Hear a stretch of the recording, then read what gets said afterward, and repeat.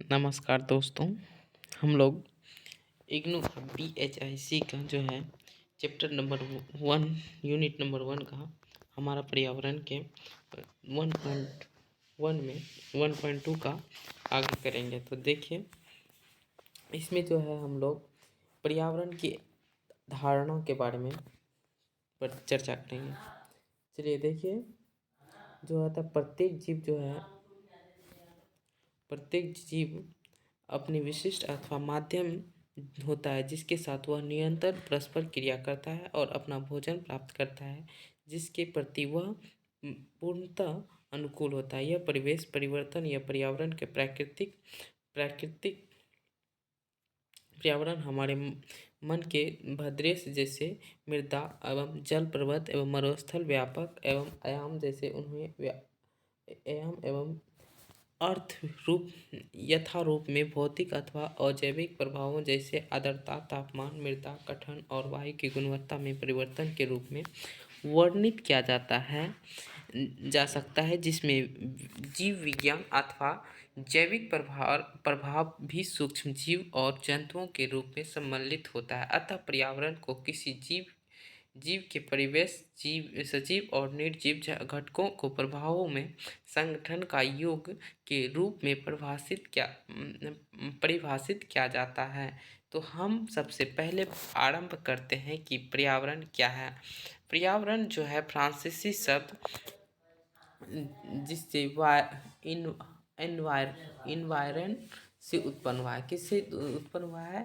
इन्वायरन से उत्पन्न हुआ है। पर्यावरण शब्द जो है फ्रांसीसी शब्द इन्वायरमेंट से उत्पन्न हुआ है। किससे? इन्वायरमेंट से उत्पन्न हुआ है दोस्तों। तो किससे दोस्तों उत्पन्न हुआ है? तो इन्वायरमेंट से उत्पन्न हुआ है। यानी कि ये जो है आपका फर्स्ट क्वेश्चन भी आ सकता है। सबसे पहले आरंभ में पर्यावरण को क्या नाम से जानते हैं? इन्वायरमेंट, पर्यावरण। यानी कि फ्रांसीसी शब्द है। ये कहाँ का शब्द लिया गया है? तो फ्रांसीसी शब्द लिया गया है। दोस्तों अच्छी तरह से याद कर लीजिएगा इसको। ये जो है आपका टॉपिक में आ सकता है। पर्यावरण शब्द कहाँ से लिया गया है? इन्वायरमेंट कहाँ से आया है? तो ये कहाँ से आया है? फ्रांसीसी शब्द आया है। चलिए, कहता है जिसका अर्थ घिरे हुए, इर्द गिर्द, यानी कि घिरा हुआ अर्थ अथवा यानी कि घिरा हुआ अथवा, जबकि मेंट का अर्थ होता है, यानी देखिए इर्द गिर्द, यानी जिसका व्युत्पन्न का अर्थ होता है घिरा हुआ अथवा इर्द गिर्द, जबकि मेंट का अर्थ होता है यानी पर्यावरण। मेंट का अर्थ होता है यानी पर्यावरण। एनवायरमेंट जीव और प्रकृति के बीच क्रिया है। मनुष्यों के लिए अनेक प्रकार के पर्यावरण होते हैं, जैसे घर का पर्यावरण, व्यवसायिक पर्यावरण, राजनीतिक पर्यावरण और इत्यादि। लेकिन हम सिर्फ प्राकृतिक पर्यावरण पर चर्चा करेंगे। वायु, जल, थल, पादप, जंतु, अन्य जीव जैसे कि प्राकृतिक कई जीव को पर्यावरण पारस्परिक क्रियाओं के करके प्रभावित करता है।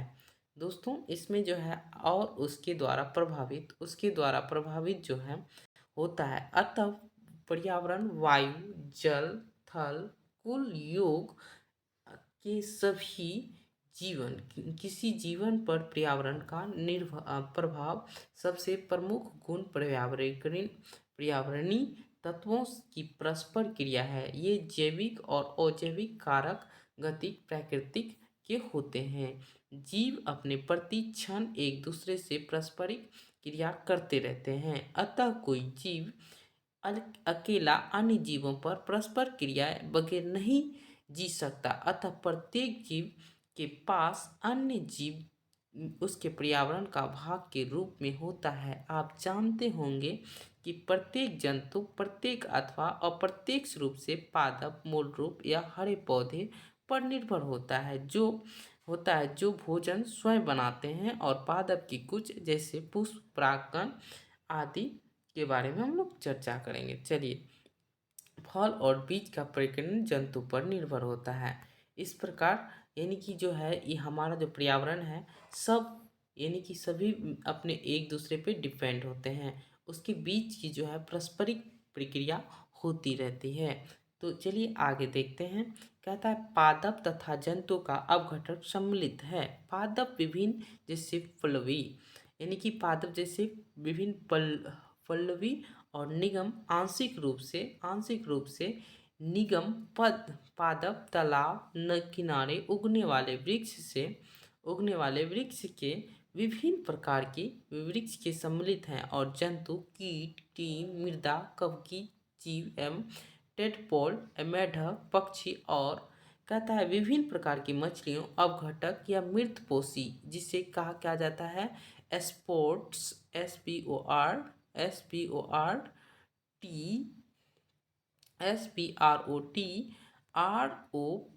स्पोरोटस के जैसे जीवाणु और कवक होते हैं, जिससे पर्यावरण के सम्मिलित यानी कि जो भी पर्यावरण के देखिए जो भी मृतपोषी जीव होते हैं, जो कवक हो गए या किसी प्रकार, वो भी अपने आप में प्रतिक्रिया यानी परस्पर अपने जीव को करते हैं, जैसे कि इस फिगर में दिया गया है दोस्तों। इस प्रकार से हम देख सकते हैं। कहा जाता है